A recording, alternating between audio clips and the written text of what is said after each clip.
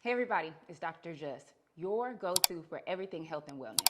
Every day is a new chance to live a better life, live a stronger life, and learn something new about your health. So let's dive in together and let's learn. Come on, let's go. So I started this channel for a multitude of reasons. The first being that a lot of people have asked me to for a really long time. But the other side is that I finally had a moment where the light bulb in my head went off.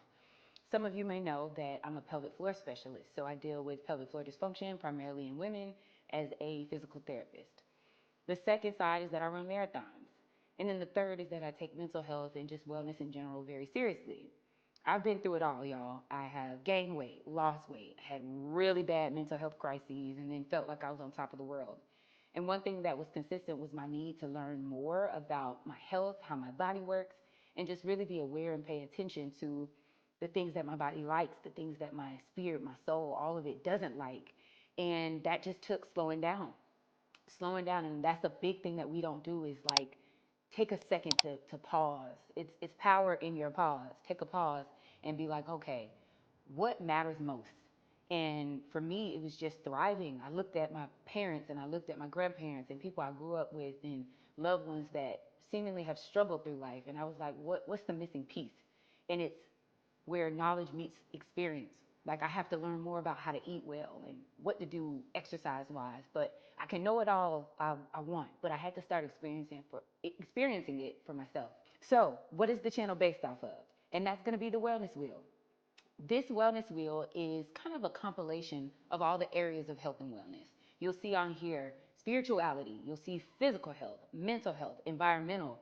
And to be honest with you, all of those things play a role in your health.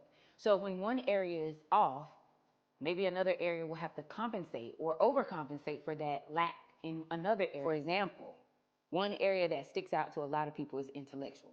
And I know we talk about that in like the dating world, especially with women. Like, does he intellectually stimulate me, right? Like, are you having thought-provoking conversations? And that's part of it, right? Like, and it could bleed over into social relationships as well. It's like, the people around you, are they feeding you, stimulating your brain? And then the other way to look at it is, are you doing that yourself? Are you reading? Are you finding things in nature, times to reflect, things that make your brain feel good or get that good scratch in your brain? And so, you know, pick which area you feel like you're struggling in the most and go from there. Again, it's all about knowing where you are first before you can even make a step in the direction to making change. And that's okay. Another big thing to think about is inclusiveness. Everyone that looks at this wheel may not have the same opportunities to address the areas that they feel lacking. And part of my job is to help you all figure out ways to improve that for your own personal life. And again, for all of us to kind of wake up and be like, not everyone has the same access to things. And how can we change that in our policies, in the way that we think, in the way that we love each other?